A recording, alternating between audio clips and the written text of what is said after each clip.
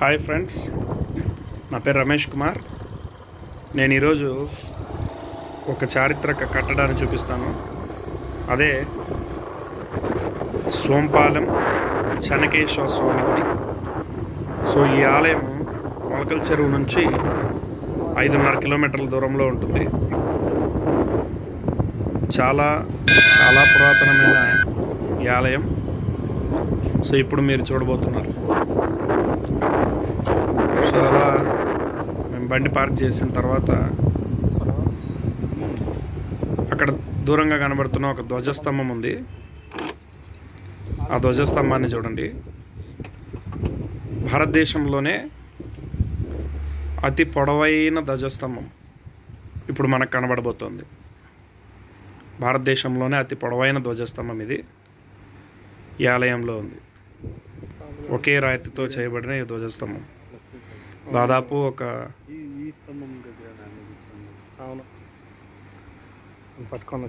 ఈ పక్కనే ఆలయానికి గోపురం పక్కనే గొల్ల మండపం ఉంది. మా అన్న నేను ఇద్దరం వెళ్ళాము ఇక్కడ చూడటానికి.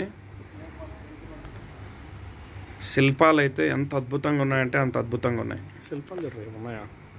ఇది గొల్ల మండపం. ఇక్కడ శిల్ప సంపద చాలా అద్భుతంగా ఉంది.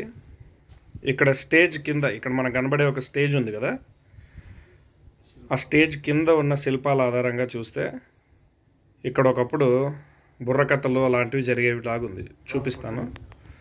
ఆ పైన షాండ్లియర్ చూడండి, ఒకే శిల్పంలో చెక్కినట్టుంది. అప్పట్లో ఏ టెక్నాలజీ లేకుండానే ఇంత అద్భుతమైన శిల్పాలు చెక్కారు అంటే అప్పటి శిల్పకారులకు ఉన్న టాలెంట్ మనం అర్థం చేసుకోవచ్చు. ఇది కొన్ని తురుష్కుల దాడుల వల్ల కళావిహీనమైన కొన్ని శిల్పాలు, వాటి ముక్కులు ఇలాంటివన్నీ పోయినాయి. కానీ మిగిలిన శిల్పాలు ఏవైతే ఉన్నాయో అవన్నీ కూడా అద్భుతంగా ఉన్నాయి. అప్పట్లో ఏ టెక్నాలజీ లేకుండానే ఇంత అద్భుతమైన శిల్పాలు చెక్కారు అంటే మనం అర్థం చేసుకోవచ్చు అప్పటి కళాకారుల యొక్క నైపుణ్యాన్ని.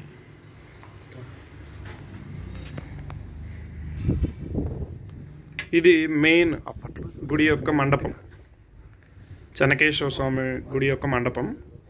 ఈ స్తంభాలను తాకితే అద్భుతంగా తబలాన్ని తాకినట్టు శబ్దం వస్తుంది. మీరు ఈ వీడియోలో వినొచ్చు. మా అన్నదాన్ని అక్కడక్కడ ట్యాప్ చేస్తాడు. ట్యాప్ చేసినప్పుడు ఆ సౌండ్స్ వస్తాయి, మీరు వినొచ్చు.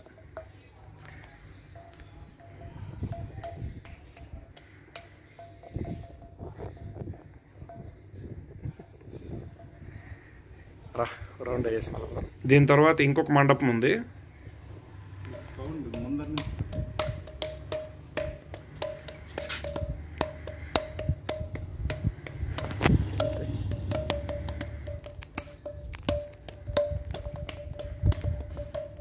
తబలాను వాయించినట్టు వస్తున్న శబ్దం మీరు గమనించవచ్చు.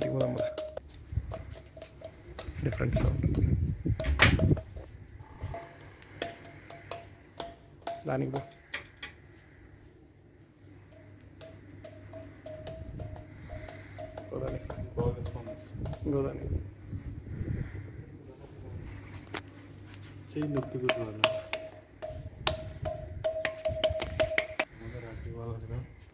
ఆ తర్వాత ఇంకొక మండపము. ఈ మండపంలో అయితే అద్భుతంగా నల్లరాతితో చేసిన కొన్ని శిల్పాలన్నీ ఉన్నాయి. ప్రతి స్తంభం పైన ఈ ఆలయంలో ఒక విశేషత మీరు గమనించవచ్చు. ఇక్కడ చిన్న చిన్న గుళ్ళు లాంటి ఆలయాలు ఉన్నాయి. ఆలయాల లోపల విగ్రహాలకు తలలు తెంచివేయబడి ఉన్నాయి.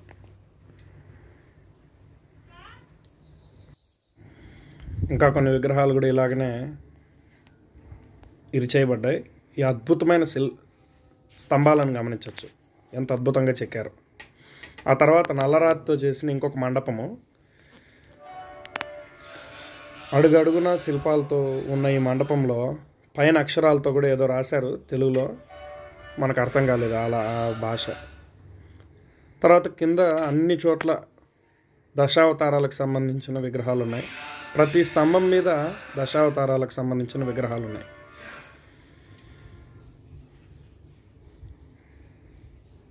దాదాపు ప్రతి స్తంభానికి శిల్పాలను చెక్కున్నారు.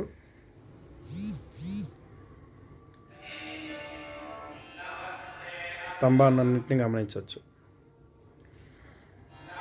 ఇక్కడ కృష్ణుడి విగ్రహము కాలు విరగొట్టబడింది. ఇక్కడ ఏదో స్తంభము. దాదాపు ప్రతి చోట చిన్న చిన్న విగ్రహాలతో సహా కొన్ని వేల విగ్రహాలు ఇక్కడ ఉన్నాయి. ఇది కృష్ణుడి విగ్రహము, కాలు విరగొట్టబడింది.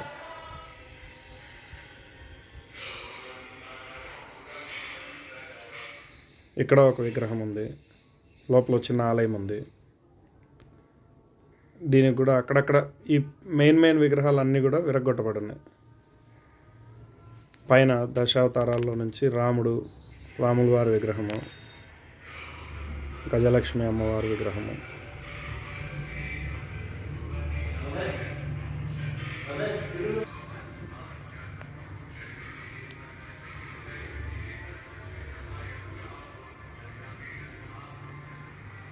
అలాగే ఏదో ఆలయము, లోపల విగ్రహం లేదు. అన్నీ విరగొట్టబడున్నాయి కొన్ని విగ్రహాలు.